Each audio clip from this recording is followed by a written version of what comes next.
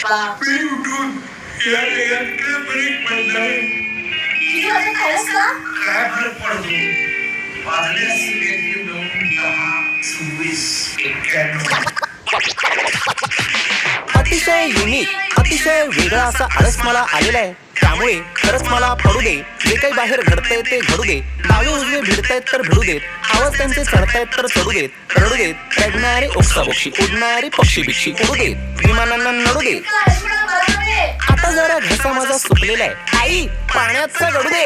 आणि पुढच्या वेळेस असा फालतू आळस केलास ना तर बबलूला तुझ्या लहानपणीचा साडीला फोटो पाठवीन. Plastic ban.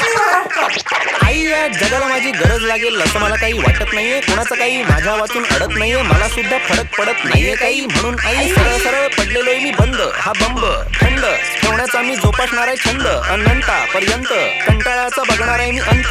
राहणार आहे मी गप्प आता होणार आहे मी परमनंट ठप्प. अतिशय युनिक आयडिया आहे ही. इतकी युनिक आयडिया आहे, वेगळी आहे ही आयडिया, भन्नाट आयडिया आहे. ही आयडियाला मी स्वतःच सपोर्ट करतो. हॅलो, इज दिस मला कोणीही उठवायला येऊ नका. लोळताना पाहू नका. माझ्या खोलीत बसून कोणी कष्टित अशा चर्चा बिर्चा करू नका. खुर्च्या बिर्च्या हलवू नका. करू नका भंग कोणी शांतता. लावू नका दिवा कोणी पांढरा. उजेड नको अंधार आहे चांगला. मोजू नका कोणी माझ्या जांभळा जांभळा बेडशीट वर पडलाय काय असं मला बघू नका. रोज काय रूम साफ करायची?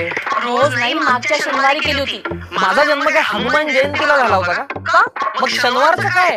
कपडे मेल्या. कुणाला सिरियसनेसच नाहीये घरात. Please try to understand. माझं काम क्लिष्ट आहे मी म्हणून थोडा शिफ्ट आहे. हे एकच एक काम आहे जे भन्नाट आहे युनिक आहे. बाकी सगळं उष्ट आहे. याच्यानंतर या मग काही सुस्त आहे नाही. ठीक आहे आहे तेवढं इष्ट आहे. असा हा मी सृष्टीच्या अंतापर्यंत बोलणारे बोलू दे. काहीही होईल त्यांची काहीही. एक गोष्ट सांगायची राहिली. काय? आई हा विद्रोहाचा विचार कसा मॉडर्न नवीन आहे. तुला जरा तो कळणं म्हणजे कठीण आहे. तुम्हाला कळतं पण मला नाही कळायचं. तुमची डोळे दुखते लहानपणी मी. आता या डिस्कशन मध्ये जर का तू माझं लहानपणीचं ढुंगण काढणार असेल तर मी काय बोलावं? माझं वागणं असं आहे की एकतर ते पटेल किंवा ते पटणार नाही. एकतर ते रुसेल किंवा ते रुचणार नाही. जे काही असेल, जे काही तुमचं म्हणणं असेल, कागद घ्यायचा त्यावर लिहायचं. नंतर त्याचं विमान करून उडवायचं. मला नाही ते कळवायचं. कपडे मेल्या.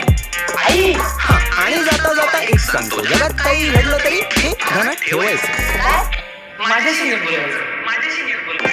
फोनवरून, व्हिडिओवरून किंवा प्रत्यक्षात जवळून किंवा लांबून, स्वर्गातून किंवा नरकातून नीटच बोल. माझ्याशी नीट बोल. माझ्याशी नीट बोल. थोडं माझ्याशी नीट बोलायचं बोललेलो होते. आता ऍड करतो. माझी नीट वागायचं सुद्धा. Hello, is this